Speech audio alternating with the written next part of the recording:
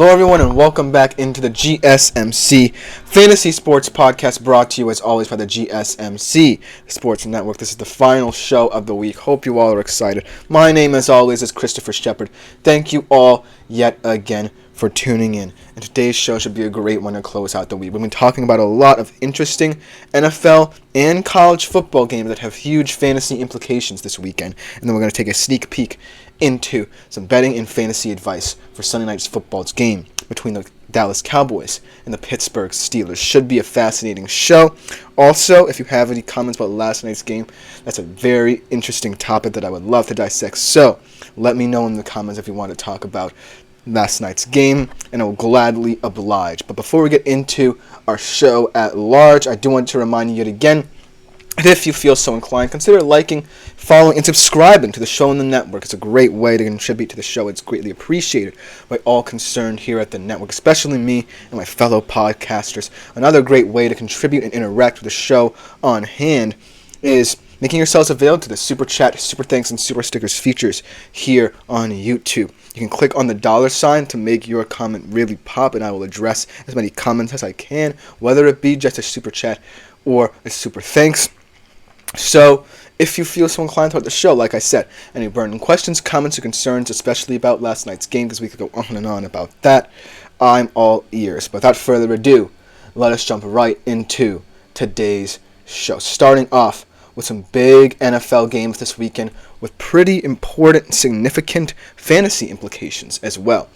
All three of the games that I've chosen are either going to be very tactical battles between these two teams, or they have the propensity to be games that really are explosive for both sides' concerns. Without further ado, let's jump right into our first segment, starting off with a pretty big game in the AFC that we've talked about all week long. Bills-Texans. This is a marquee QB battle, as well as wide receiver battle, as Stephon Diggs is taking on his former team for the first time, I believe. But there is news about 2 hours ago coming from ESPN concerning the state of some of Buffalo's players in terms of injuries. They are now going to be down 3 starters. One of them in question is Khalil Shakir on the offensive side of the football. Obviously, one of Josh Allen's early go-to targets, presumably becoming very quickly the wide receiver 1 over there in Buffalo. They have lost him at least for this game. And on the defensive side of the ball as well, they are very thin. They could be down both linebackers yet again in Terrell Bernard and Teron Johnson, both limited participants as well in this week's practices. And they are questionable to come back. But now you have lost 2 of your better defensive linemen in Ed Oliver and Austin Johnson for this game as well. And on the back end of things, you lose safety Taylor Rapp. So it's not looking good both offensively and defensively for the Buffalo Bills. But yet again, like I said throughout the week, the reason why I'm so honed in on the QB battle is because, not for nothing, I wouldn't necessarily describe both of their play thus far as erratic, but it has been kind of going through the motions, if you catch my drift. It's been very, kind of lackluster in terms of how both of these quarterbacks projected. And for Allen, through only one game, I kind of feel like this is one of those games where you have to look at both of these quarterbacks' resumes through the first 4 weeks of the season and say, well, both of them have had some impressive moments, but they really haven't been living up to the lofty expectations we project them to. And so, going into this game, I'm really questioning whether or not either of these guys is going to really shine. That being said, both of these defenses aren't necessarily the best. I would say the Texans now profile as a better defense in this game. They just have a little bit more depth up front and in the back end in the secondary. But don't count out the Bills in this game. I did say that both of these quarterbacks would disappoint on a fantasy end of things, but it could give opportunities to different players to really step up and make the difference in this game. So that's why this game is a really weird one to monitor in terms of fantasy, because both of these guys, we know they're excellent fantasy QBs. But to what extent can they prove us right in this game. And the second game I want to talk about for this weekend slate that could be very interesting from a fantasy perspective. How about the Cardinals going against the 49ers? Now, the thing about this game, right, when I was thinking about this before the show, I think this is more going to say a lot about Brock Purdy than it is the profile of the Cardinals offense, because at the very least, we know to some degree the Cardinals offense runs hot and cold. We know that they're electrifying some moments, very disappointing run-of-the-mill in others. So this game could really project to be a blowout, or, the Cardinals put up a feisty battle. But on the San Fran side of things, this is one of those games where I'm not necessarily concerned about Brock Purdy, right? Because he's proven that he's more or less someone you can rely upon, at least in real life. Maybe not in fantasy, because he's someone on my personal fantasy team who I can't make heads or tails of week in, week out. But at least he's proven that he's more than a system QB the past couple of weeks. But in games like this, in an NFC West division that could be more competitive than people think, the Seattle Seahawks already off to a great start. I think you gotta set the tone in these divisional games and remind people why you are the cream of the NFC West, why you are one of the better teams in the NFC, perhaps the best team in the NFC. Yes, you're fighting a lot of injury battles, fighting on all fronts, offensive and defensive. That's no excuse for, going up against a Cardinals team that you should kind of beat down a little bit and laying an egg. I'm not saying that that's going to be what happened, because I have the 49ers winning this game and semi-comfortably, but I think that in the grand scheme of things, when you look at the 49ers right now, they are a team that throughout the regular season have these questionable games against certain teams that really show they may have more weaknesses than we think. We saw it against Minnesota. We saw it against the Rams. If they play a full game, against weaker opposition, then I'll be more convinced that they'll be able to weather the storm of whatever injuries come up with them.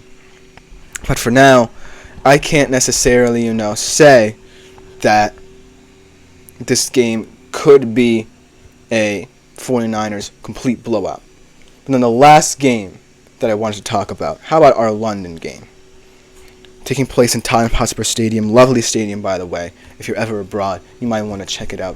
One of the better high-end stadiums in the world, in my opinion. But this game is going to be either one of those classic shootouts in an international game, or it's going to be a really tactical game between two defenses that are slowly starting to coalesce. The Vikings more so than the Jets, but still, I have faith in this Jets defense. It's going to come down to, of all things, both of these teams' body clocks. How do they acclimate to London time? How do they acclimate to the pressure of playing internationally and wanting to appeal to an international market, most importantly?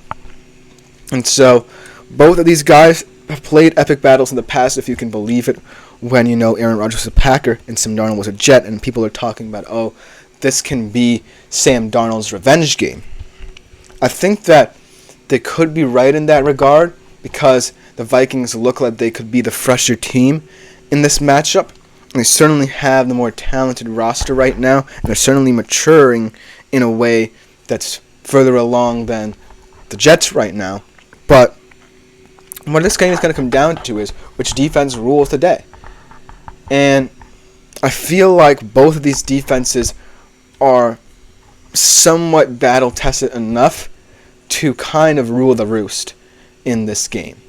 And not for nothing, as much as I love both of these QBs and I want them to shine abroad, I feel like, yes, Sam Darnold looks like one of the better QBs in the league, but I haven't necessarily seen him in this situation before, where, there's a lot of positives. You go abroad, weird game, weird time zone. And when you're so high, sometimes you have the propensity to come crashing down. On the Aaron Rodgers side of things, he did not look good, albeit in ugly conditions last week against Denver. So this game could be a very weird one. I might shy away from a betting perspective, but at least in a fantasy perspective, be wary that, yes, there are big names in this game that could go off. You know what I mean? There's Justin Jefferson, as always. Garrett Wilson could have a better game abroad. Priest Hall, potentially. But at the end of the day, what I'm looking for from this game is a lot of defensive stands, because I feel like this is the game where we finally get to see the Vikings test a little bit to their limits, through no fault of their own, because they might be a bit jet-lagged in this one. Same for the Jets, but I kind of feel like this one's going to come down to, which defense, generates more pressure or has more takeaways, rather than, a significant big play on the offensive side of the ball from either Rodgers or Darnold. But these three games definitely, could have picked three different ones, but from a fantasy perspective, you can't go wrong with either of them. They're very fickle, volatile games that could go either way. There could be a lot of points in some of them. There could be a premium of points in others. But as of right now, these are the three games that I really think, if you're a fantasy football manager, you really want to be wary of. Because it's a lot of highs on all of these teams and a lot of lows. And there's no really perfect team or situation where you could feel certainly comfortable with who you pick for your team. But let me know what you think in the comments, because it's definitely can be a situation to monitor as the weekend goes on. But when we come back on the other side, we transition from the NFL to college for just a little bit, talk about some of the big games in college football this weekend with massive fantasy implications, albeit not many top 25 ones. We'll be right back after this short break. I feel like I'm losing my mind. Is everybody in the world blind? Please, Lord, give me a sign, a sign. I feel like I'm losing my mind. Is everybody in the world blind? Please, Lord, give me a sign, a sign. I wanna be the greatest. Everybody on the fake shit. I look around and feel like everybody is the fakest. I make this every day and I'm impatient, hoping one day I blow up from the basement. Statement, the top is so vacant. I don't hear shit that I think is amazing. Waiting for my day when I'm playing sold out shows for 1,000 faces. Hey, give me that crown, get in my way and to be put down. It ain't your place, all this my town. If I want that shit, then I'll get it right now. I'm losing it, the noose it fits, some losing shit, a stupid myth. You choose to live or choose to dip, you choose to fight or lose your grip and lose a gift.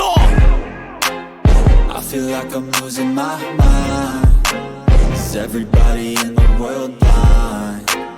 Please, Lord, give me a sign, a sign. I feel like I'm losing my mind. Hello everyone and welcome back into the GSMC Fantasy Sports Podcast, brought to you as always by the GSMC Sports Network. Hope you guys enjoyed that first segment. Before we get into our second one of the day, I do want to remind you yet again that if you do feel so inclined, please consider leaving a tip or donation at the link gsmcpodcast.net, but also through the Super Chat, Super Thanks, or Super Stickers features here on YouTube as well. They're a great way to contribute and interact with the show. They're greatly appreciated by me and my fellow podcasters. It's a significant way to help the show be even better than it already is. Without further ado, let's jump right into our next segment of the day. And we're transitioning very briefly from the NFL to college football. Not many interesting games here in Week 6, but a lot with semi-intriguing fantasy matchups, as there are a lot of interesting conference games happening now that, while they seem like mismatches, definitely could project to be better from a fantasy perspective than, say, in real life, because I have some top 25 games on my list, but at the end of the day, I still have some that are under the radar as well. So without further ado, let's jump right into this segment. Starting off with a top 25 game, Missouri, Texas A&M. This game, for many different reasons, can project to be one that is highly competitive.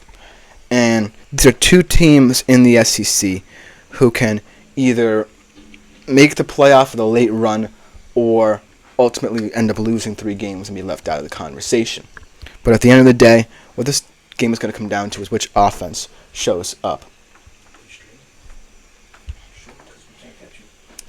And I think that in this game, I feel like, Missouri and Texas A&M are 2 teams that I feel like their offenses have been underperforming this season, at least to a certain extent. And while Missouri's offense certainly isn't one that really should have problems because of the fact that a lot of people like Brady Cook, like Luther Burden, I feel like right now it's coming down to, okay, how can they do this consistently in the SEC? On the Texas A&M side, a little bit of a quarterback change from Connor Wegman to, Marcel Reed, who's really been impressive as a true freshman. And I think at the end of the day, both of these guys, Brady Cook and Marcel Reed, are 2 of the quarterbacks in the SEC who kind of fly under the radar, but not necessarily deservedly so, but in a way that doesn't make them stand out as guys who would want competitively down the stretch in bigger games. And so, looking at it from that angle, I kind of feel like it's going to be a tactical battle where either of these offenses could shine, right?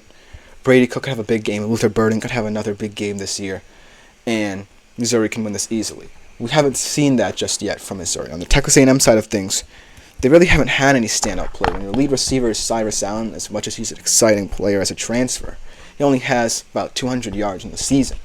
You got to get your wide receivers going if you're Texas A&M in this game. At the end of the day, not the best top 25 matchup, but you certainly can't get, worse. You know what I mean?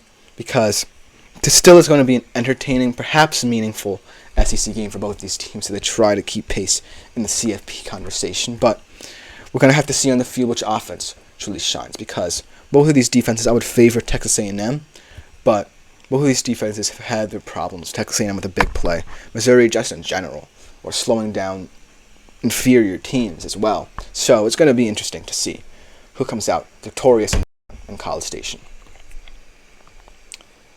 The next game that I have is Baylor-Iowa State.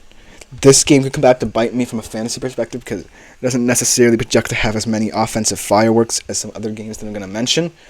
But not for nothing, I feel like both of these offenses can make big plays down the stretch. And I feel as if, talking about all of these players from this perspective. When I look at Baylor, they have a lot of talent on their offense, but they haven't really been gelling. And the things that should be working for them haven't been working. When I look at Iowa State, it's just timely. It's not necessarily anything special, but Rocco Beck is one of the better mistake-free QBs in the Big 12 and perhaps in the entire country. So this game is going to be all about protecting the football if you're either of these teams. I trust Iowa State a little bit more in that regard because looking at it from Iowa State perspective, you're one of only 2 undefeated teams in the Big 12, and you're doing it in a way that's highly indicative of what the Big 12 could look like in the future. Iowa State is a timely team on offense and an aggressive team defensively. They have a lot of different guys on the defensive end who are fearsome players who know the grittiness of the Big 12 and just want to compete at a high level on the back end. If you're Baylor, you have to find a way. Your offense get clicking immediately, perhaps in the run game, but right now their leading rusher is their quarterback, Sawyer Robinson, so make of that what you will. But I'm more intrigued to see which offense, if anything, can erupt for one or more explosive plays, because there are not going to be many in this game. It's going to be all about which quarterback, A, has that explosive play in his pocket, and B, protects the football better. And I think it's going to be Rocco Becht, but it is what it is, and this game could definitely be one to monitor as in a fantasy perspective, but in a weird way because we don't know what to expect from both of these offenses. In Syracuse, UNLV is one of those weird games where I feel like the offenses are going to shine, but at the end of the day, UNLV is in a weird place. In Syracuse, yes, I believe they're 4-1. McCord transferring in from Ohio State to Syracuse and leading this offense has looked pretty good. I feel like neither of these teams really are convinced that they can sustain this level of offense, if you catch my drift. Because Syracuse, as much as I love McCord and love what he's doing with his team, they're one of those squads where I look at them and go, well, you look good, but you're not necessarily a team that I feel can compete with weirder schools in your schedule like at UNLV. You know what I'm saying? Whereas on the UNLV side of things, I don't know what to make of the whole NIL drama and how it's going to affect them going forward. But you had that one sample game where they beat up in a very important game Fresno State for a big Group of 5 win for them. So this game was one of those games where you kind of want to see both of these offenses continue to look good, but it's also one of those games where it's a weird non-conference matchup, a weird kind of Power 4 Group of 5 matchup as well, where anything goes. And for both of these teams, I'm looking to see some consistency in this game, some continued consistency in whatever plan they feel works for them. And the last game I want to talk about, very surprising game to see on this list in terms of, competitiveness, because I kind of feel like this could be a blowout, but nothing against Vanderbilt. They are a very interesting team. But the reason why I like it as a fantasy kind of game is because of the dual threat quarterbacks. Both Milroe and Pavio might just be two of the better dual threat QBs in the country. And if Vanderbilt is all about possessing the football in this game.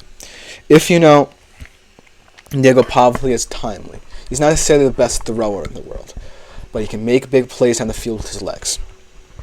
If he can get a couple of big plays, control the football most importantly, protect the football most importantly, and it's an Alabama defense that kind of looked sketchy down the stretch against Georgia, I feel like this game could be one of those games where it's not going to be close at the end, but the catch-up football that Vanderbilt could play would be beautiful.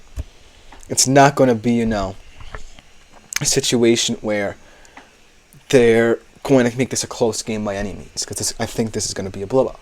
But it's going to be down the stretch interesting to see if, Alabama relaxes some of its players, take their foot off the gas, if, Vanderbilt can look pretty good down the stretch in terms of catch-up football. But at the end of the day, I think that this game, from a kind of fan perspective, is kind of bad. Because Vanderbilt, as much as I want to love them, they don't really feel like a team that's ready to compete just yet in the SEC. They could be competitive in the next 2 or 3 years, but not just yet. But I love what they've been doing. I love what they've been doing, Vanderbilt, and I wish them the best of luck this season. Let me know what you think in the comments about these games, because all of them are really, really in-depth games, right? When you look at the QB matchups in all of them, you kind of expect to see fireworks. But all of them, in some ways, have issues. When we look at the Missouri-Texas A&M game, I love Brady Cook. I love Marcel Reed. But the question about Marcel Reed is, can he continue with his success in this offense? And the question with Brady Cook is, he hasn't really looked good. Can he string together a couple of games to keep Missouri in the CFP picture? And then the Baylor-Iowa State kind of thing. They're not the sexiest quarterbacks in the country, I know, in terms of, explosive plays. But if one of them has that in their bag, that could be a difference maker in this game. Because you saw that Baylor can keep up with anybody in the Big 12. And Iowa State is one of those teams who's going to try to limit the explosive play by hook or by crook. And so I kind of feel like either of these quarterbacks can have a terrible game, or one of them has a nice play to kind of make this a fun game to perhaps tune into later in the contest. And then Syracuse UNLV, interesting QB tale.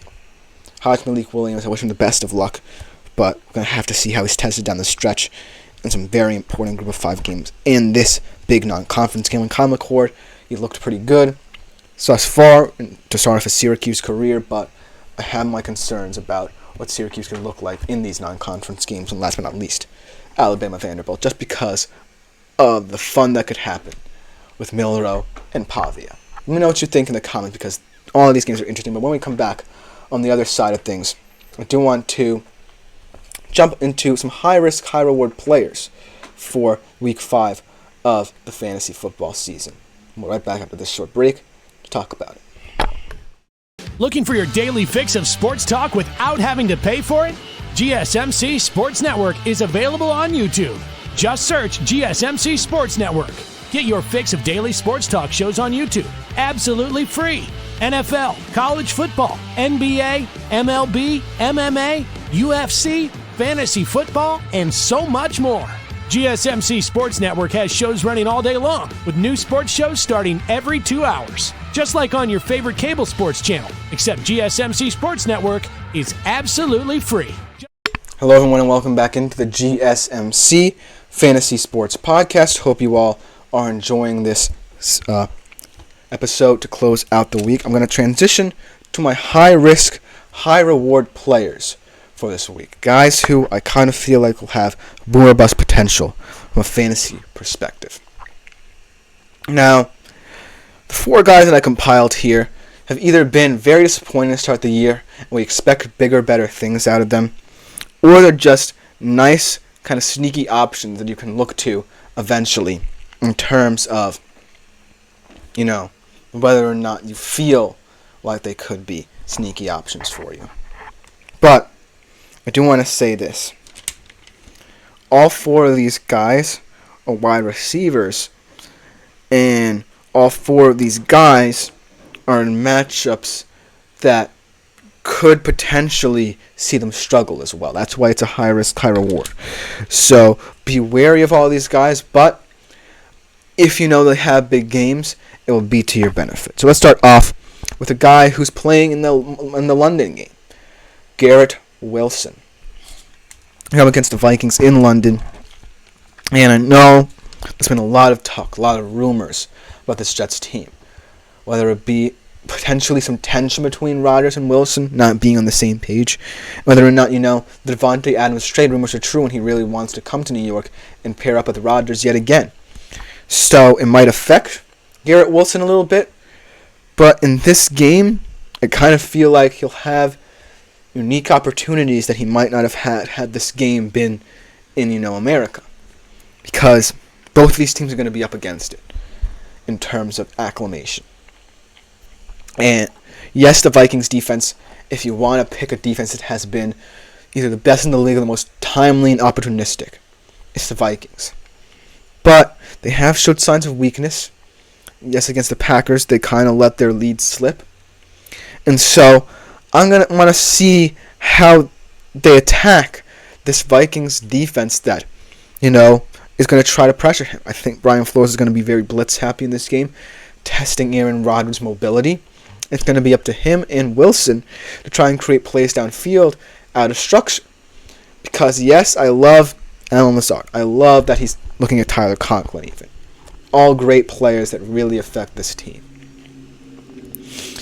But at the end of the day, when I think about how this Jets offense needs to progress, you can't just ignore the fact that you have an all-world wide receiver in Garrett Wilson, who throughout his career has had consecutive 1,000-yard seasons with inconsistent quarterback play, mind you, and he's been one of the more fascinating wide receivers to watch in the league, and one of the better fantasy wide receivers at that.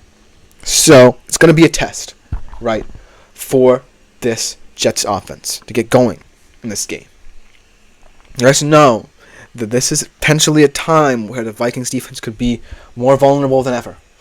I feel like going into this game, you're looking at 2 teams that seem like they're going on different paths, but if the Jets can take advantage and say, if we can make this game as chippy as possible and maybe hit them for a couple of big plays, we have a chance to win, then that's something. you have to continue building momentum if you're the New York Jets. You can't just stagnate one game from the other. You have to continue to build. And building is what's important. So, I feel like the Vikings secondary, yes, it's timely, but there are some times where it could break down. I still am questionable at some of the players in that secondary. I love their secondary, very, very aggressive one. But at the end of the day, I gotta feel like their time is gonna be due in one of these games. And why not an international game where both teams could be up against it? Second player, a little bit of a weird one. In a matchup that he's not going to be favored in. I mean, thinking about this guy being a significant contributor in this game can be a little bit weird, especially if you're a Giants fan. But how about Wan'Dale Robinson? Let's talk about him for a little bit, because in that Cowboys game, I believe he was targeted the most times of any Giants wide receiver. And not for nothing, as much as I love Neighbors, and as much as I love that Daniel Jones wants to feed him the football, as it's now his best weapon he's ever had in his career, Wan'Dale Robinson is a guy who can be a difference maker. Not in a big way, right? He's not a big play receiver, but he's timely, he's a solid route runner, in an open space, he can terrify opposing defenses. So, because Seahawks defense that might still be more depleted than not, look for Wan'Dale Robinson to attack the middle to field, the sideline. Try and get Daniel Jones comfortable in terms of developing a rhythm for the offense, because the best way going forward this offense will look if they try to continue with their tempo offense, trying to get Daniel Jones comfortable in short to intermediate routes. And that's really the saving grace for some of these weapons, because some of these weapons I actually think can be significant contributors for the Giants, not just Malik Neighbors. It doesn't have to be the Malik Neighbors show all the time. I think Wan'Dale Robinson is going to be the guy to step up after a couple of weeks and have a big game. And I think this game is going to be lower scoring than people expect, well, with the Seahawks, kind of wanting to lean more on Kenneth Walker, play a more smash mouth game on the offensive side of the ball, rather than, putting Geno up for slaughter with that offensive line. So there will be chances for, Giants wide receivers to have significant games. And not for nothing, the secondary of Seattle didn't look good, even though it was the healthiest part of our defense. So look for Wan'Dale Robinson to exploit that in his own unique way. And then the third player, how about a Monday night player here? Another guy that kind of has had a slower start to the season, has had a couple big plays in certain games, but he needs to get back to that.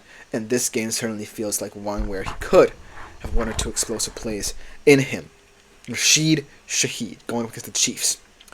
And Steve Spagnuolo, no matter how maybe desperate isn't the right word, but how concerning the offense might look Monday night, he's going to keep this team in this game because of his defensive play call.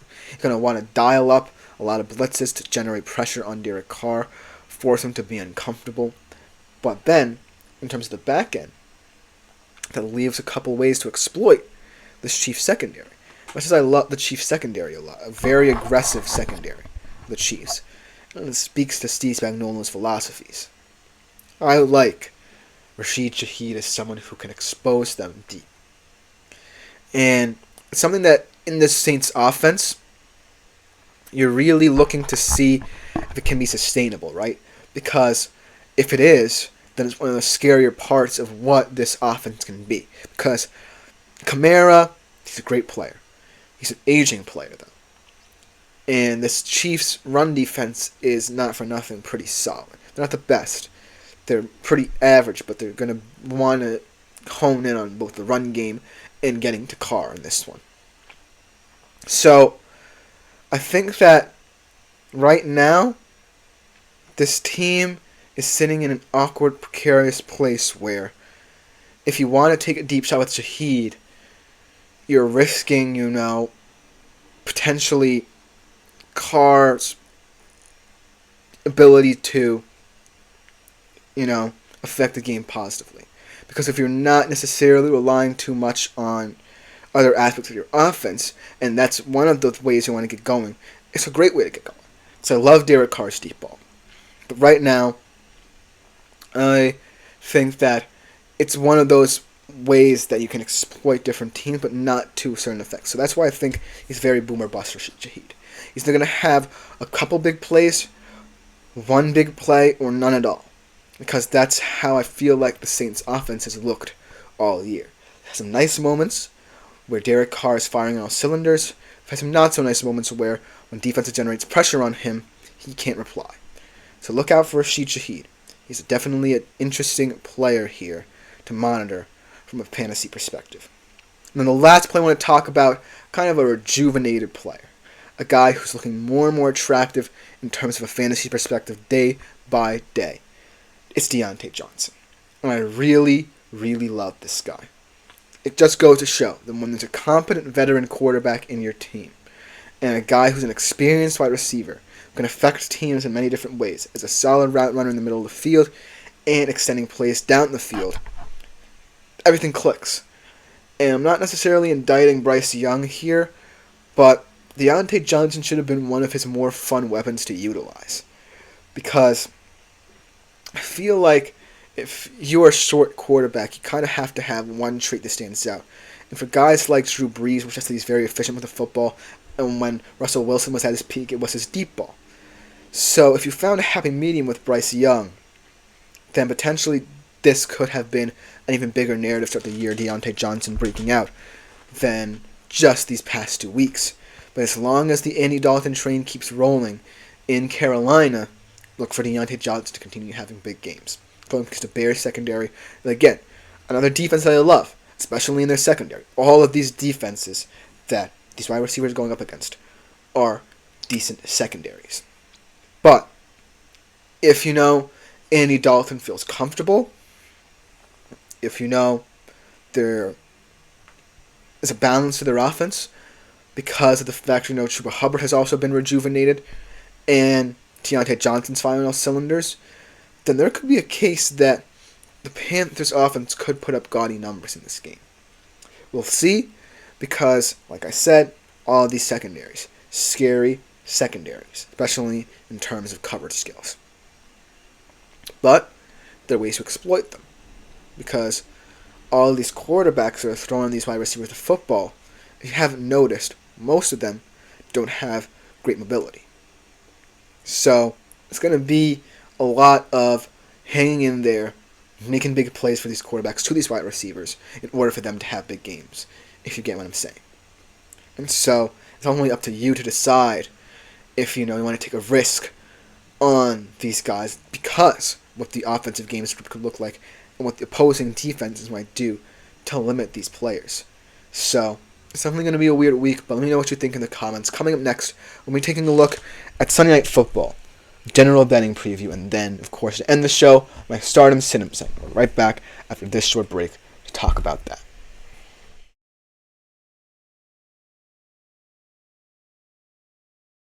For the best and latest podcasts available anywhere, go to the podcast app on your cell phone and type in GSMC to access free content-rich podcasts on health and wellness, book reviews, sports, entertainment, relationships, social media, movies, technology, finance, and even weird news. Subscribe and download the GSMC Podcast Network's family of shows, available everywhere podcasts are. Hello, everyone, and welcome back into the GSMC Fantasy Sports Podcast. And now we are going to get into the greatness of Sunday Night Football. Cowboys Steelers. A little bit of a general betting preview for this game, and a little bit of intrigue surrounding this one as well, because of the many storylines of how both of these teams look. Let's start with just, the money lines and, the betting line itself. Surprisingly, Pittsburgh are still 2.5-point favorites. Shockingly, no line movement in that regard since I put pen to paper, because remember, I'm always looking in advance to see what the spreads are after, the games are played, rather than, waiting a little bit. The over-under, 42.5. So, as you can see, not necessarily one that's appealing an over-under, because both of these teams have struggles offensively, but it could be intriguing, The money lines, a little bit of movement there. Pittsburgh minus 135 now after being minus 130 throughout the week, and Dallas sits at plus 110. 10. Let's talk about this game a little bit. Let's talk about why I feel these two teams are certainly teams that can play their game plan, but they could all come crumbling down around them. For the Cowboys, it's still a concern to me that you have offensive talent, and you've seen glimpses of optimism from these offensive players, and you still insist, if you're Mike McCarthy, that Dak Prescott and CeeDee Lamb are the way forward. It just puts unnecessary pressure, unnecessary burden on your contract players to immediately make everything better in the Cowboys. And that's kind of what I feel like has been the problem. Not just, the deficiencies on defense, we can talk about that. Not just, the lackluster play calling outside of, the occasional deep play to CD. It's more about mentality of how the Cowboys play their game. I think that they have good intentions, wanting this offense to succeed, but it can't succeed if it's just two players. And I know that you guys don't necessarily want me to harp on it too much because it's the big issue with the Cowboys that we've talked about a lot in the show. But at the end of the day, I just can't get past that fact. And for the Steelers side of things, let's talk about how, this team just continues to be competitive no matter who's on the roster.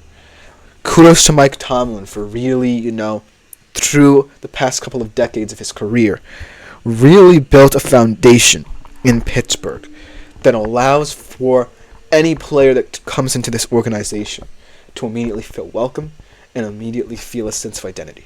He's done it with Justin Fields, who a lot of people were saying his career was kind of down and out after leaving the Bears. They took a chance on him. After Russell Wilson goes down in training camp, he steps up with the QB1, and you can make the case that he can remain the QB1 when Russell Wilson comes back. Because why bother, with a 35-year-old QB, putting him in that situation where even though the offense has occasionally had good plays, the offensive line still has issues, and they don't still have the best receiving core.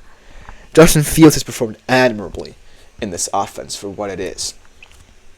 And so, I'm looking at the Steelers as a team that can week in and week out come up with a decent game plan to, if everything goes right for them, if their defense is perhaps the best defense in the league if you consider it, much like what the Browns did last year, and the timeliness of what Justin Fields is doing on the offense, not necessarily turning the ball over that much, although there were concerns about that in the Indy game, trying not to take too many deep shots down the field, relying on his running game as well, to the tune of being the 10th rushing offense in the league.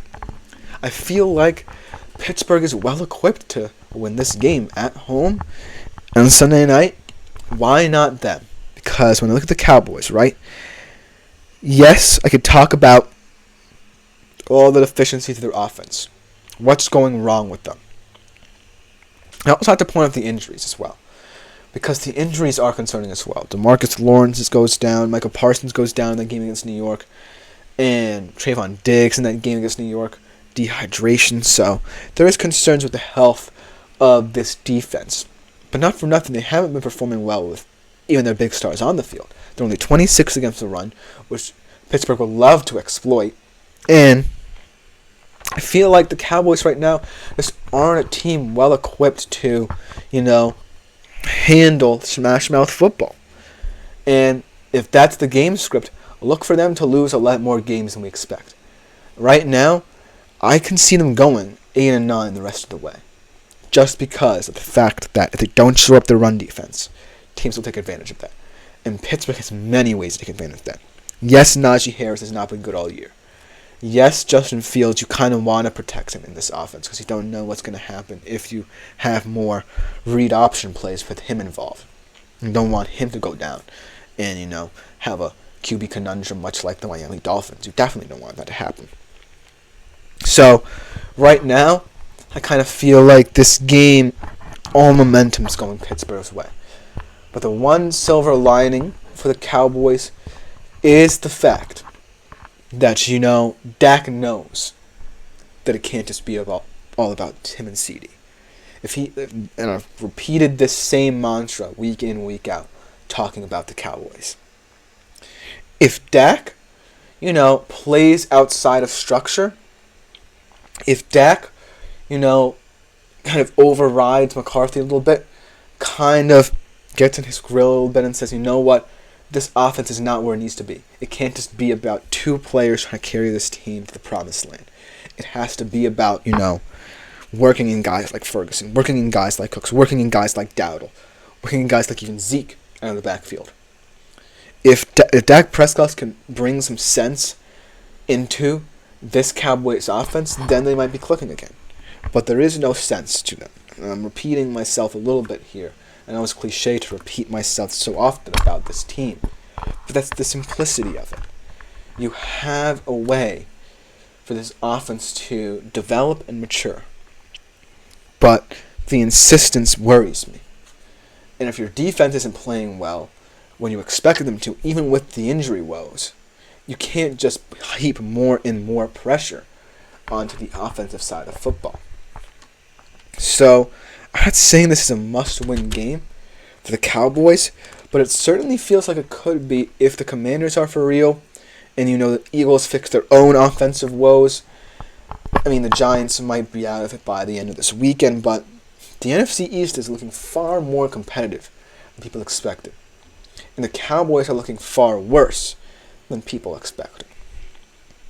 So not for nothing, what I want to see out of the Cowboys is at least an attempt to get many different players involved, especially in the red zone, because they've struggled a lot in the red zone trying to get different people open. Yes, there was a touchdown to Dowdle on a screen pass against the Giants, and I like that about their offense. Try and get your running backs in open space. I'm all for that. But there's got to be more to that. There's got to be more ways this offense can operate. Because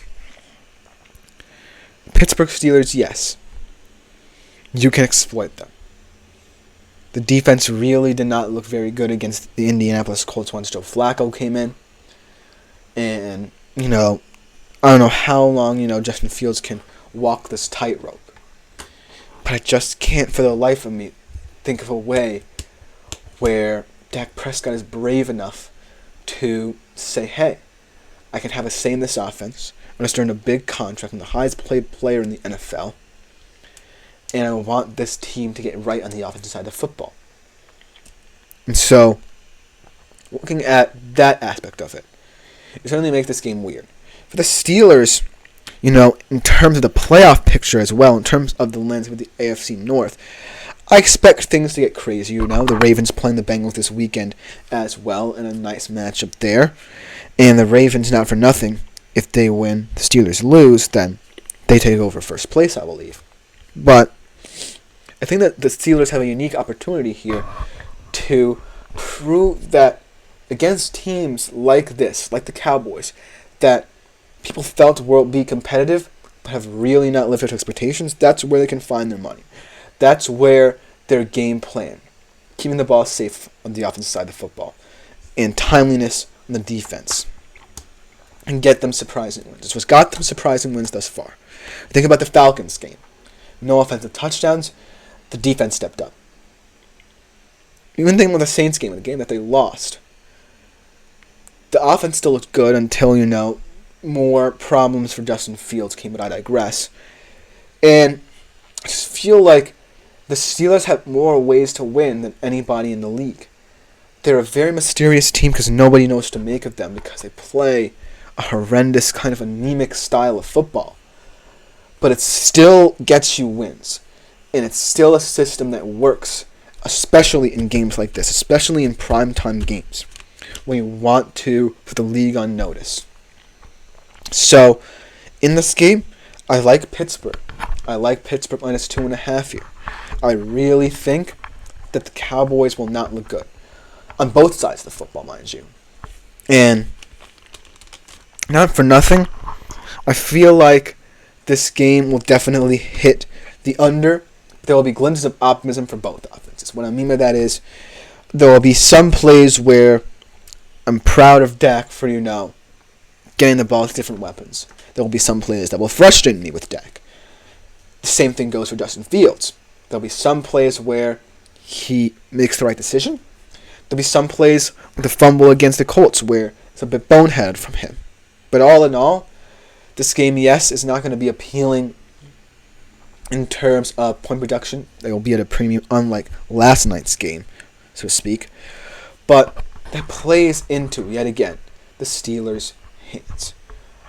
Win this game, and the Steelers have earned my respect, and not for nothing, there are some winnable games left on the schedule for this team that can put them and keep them in the playoff picture. It's all going to come down to how, the Bengals can come bounce back, because I think they can, and the Ravens look against them. So, who knows what the AFC North will look like. But I do know the Cowboys certainly are a team that feels very vulnerable right now. And if they lose this game, I feel like they could be done. It was a divisional race for the NFC East. The Commanders, yes, they have some tough games coming up. They have a very, very manageable schedule. They still play the Giants twice. They still play the Cowboys twice to prove their point. And so, I feel like there's more margin for error for the Cowboys in this game. The Steelers are playing with house money. They're at home. Nobody expected them to look this way. Nobody expected Justin Fields to work in this offense. So why not them? Why not them to prove that they can hang tough, if anything, to live by in this game?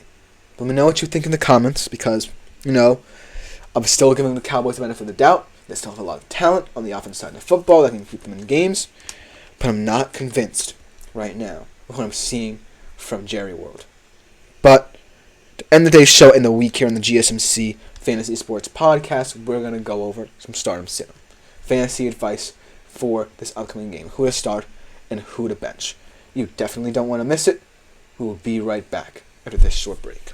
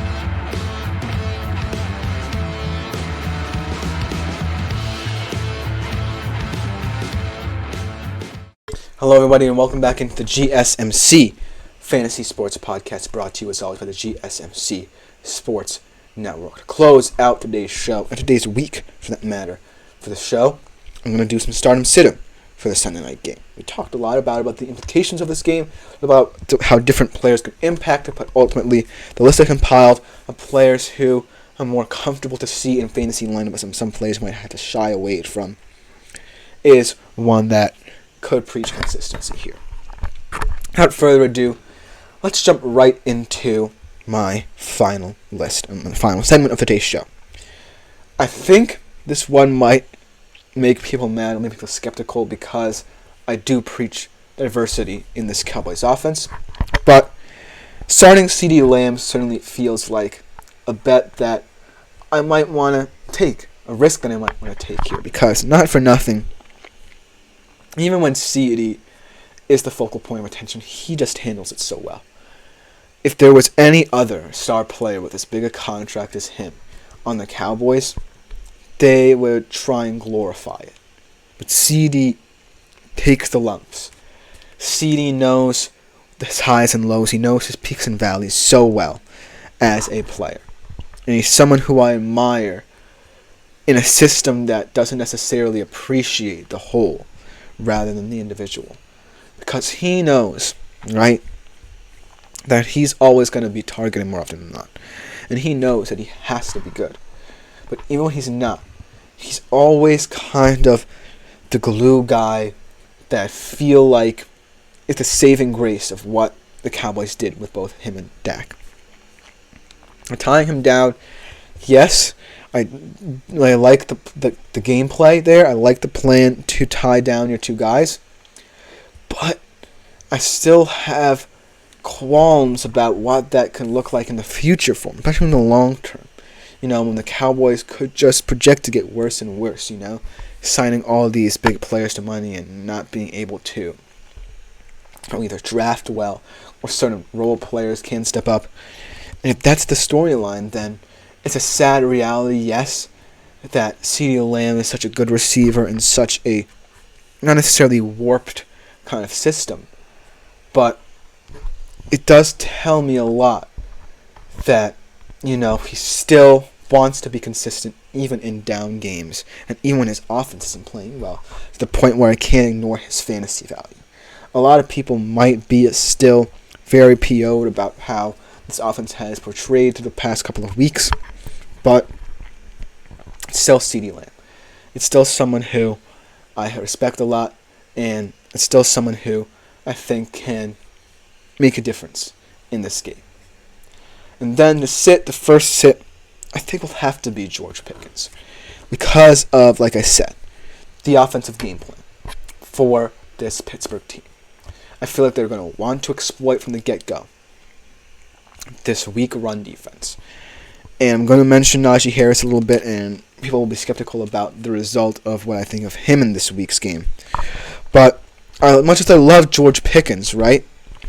He's certainly someone who can disappear in this offense, when it starts to kind of be more run-centric. He's someone who can't necessarily keep the rhythm of the offense himself. You know what I'm saying? Because if you want Justin Fields to be a safe quarterback, if you want him to keep the football at all costs, then you kind of want the route trees to be a little bit safer. You don't necessarily want the explosiveness that Pickens does, maybe once in a while. But you certainly don't want it to affect, how Justin Fields plays, because he's playing with house money here still. Let's not forget, the questions we still have about him. But I still have trepidations, about him as an overall fantasy receiver and what his fantasy value is going to look like going forward if, Pittsburgh is going to continue with this kind of game plan. So that's why I feel like he is going to be a sit for me in this game. The next start, though, kind of counteracting the statement. I feel like Justin Fields is to start at the QB position in this game. And here's why. There will be opportunities for Justin Fields in this game to run a nice read option offense, because he has been getting a little bit away from the dual threat abilities that we saw from him in Chicago to preserve himself, most importantly, his passing and throwing traits that really bring out the best in him. That's why I feel like in this game, even though it's not appealing from a fantasy perspective to consider Justin Fields the better QB in this game when Dak has more weapons at his disposal. But it's how Justin Fields uses his weapons, most importantly, his best traits to keep this team on schedule. It's not just all about individuality. It's about, playing within the structure of your offense, playing within the confines of a system that you feel good in, and most importantly, playing mistake-free football so that this offense can at least have some moments of value and moments of explosion in this game. And then I think to start as well, I'm going to say Jake Ferguson. And he's been one of those players, like I said, who any given week has the ability to pop out. I'm imploring that this offense gets him going, because he's a unique threat all over the field because of his size, because of his physicality, because of the fact that, especially when you're a struggling offense in the red zone, you need a guy like him. You can't just ignore him week in, week out. I'm sorry if I sound mad, but that's just the way it is with the Cowboys right now. And Jake Ferguson, not for nothing, I still think that he has the potential to reel off a couple good games and for people to remember his value again. That's the big thing. I think a lot of people forgot about what Jake Ferguson could bring to this offense just because they haven't been throwing them football as often as possible. Now, it's all going to depend, like I said, on how the Cowboys attack this game. Because the Steelers' defense, like I said, you can have big plays against them still. You just have to pick your choices. And so, it's going to depend on whether or not, the Cowboys have sustained drives where they end up in the red zone where Jake Ferguson could be more of a factor. Or they have drives that kind of, stall out and they want CeeDee Lamb to bail them out of it. So, it's going to be something to monitor. Something to be wary of in this game. But that being said, I'm willing to take the risk on a guy like Jake Ferguson. Just because, in those situations, he should be someone, at the very least, to actually targeting, at least looking at, to throw the ball into the red zone. Because that's his value. That's his value for the Cowboys, and that's his value in terms of fantasy. Getting you touchdowns in the red zone. Not necessarily the best yardage tight end, but still. He's someone who can make a difference for you. In the last sit of this game, kind of am contradicting myself as well with this pick for the Steelers, but Najee Harris. And yes, I appreciate the fact that the Steelers want to run the ball more often than not. But this game definitely feels like one of those games where you're looking at a situation where the diversity of your running game could mean more. I feel like, yes, you kind of want to protect Justin Fields in this game a little bit, but you also want to find different ways to sustain drives and also make sure that you're putting points on the board, most importantly. Because that's the problem with this Pittsburgh Steelers. Can they put enough points on the board in this game to really make it interesting? Because there is going to be a way where the Cowboys can make this chippy if they possess the ball well as I hope they will. But for now, I'm looking at Najee Harris as someone who is going to be boom or bust. It's ultimately up to you. I hate saying that, but it really is kind of one of those conundrums where the opportunities for the Pittsburgh Steelers offense are boundless, but I don't know if they're going to utilize them to great effect. And so, if it comes down to the run game for both teams, then I feel as if Najee Harris could be bumped up to a start, maybe even a flex position, because I'm comfortable with him in that situation. But for now, I don't necessarily like how he profiles. Let me know what you think in the comments, because that will just about do it for this show. Thank you all for tuning in. I've been Christopher Shepard. Be sure, if you feel so inclined, to like, follow, and subscribe to the show and the network as a whole. Also, continue making yourselves available to the Super Chat, Super Thanks, and Super Stickers features here on YouTube. Great way to contribute and interact with the show. Go check out my fellow podcasters as well. They're doing their own thing in their own right. Thank you to the GSMC Sports Network, first and foremost, most of all, for allowing us to record this show. Both that being said, thank you all. We'll see you again next week at 3:30 p.m. Eastern on Monday with another great show of fantasy sports. But as always, I'm out.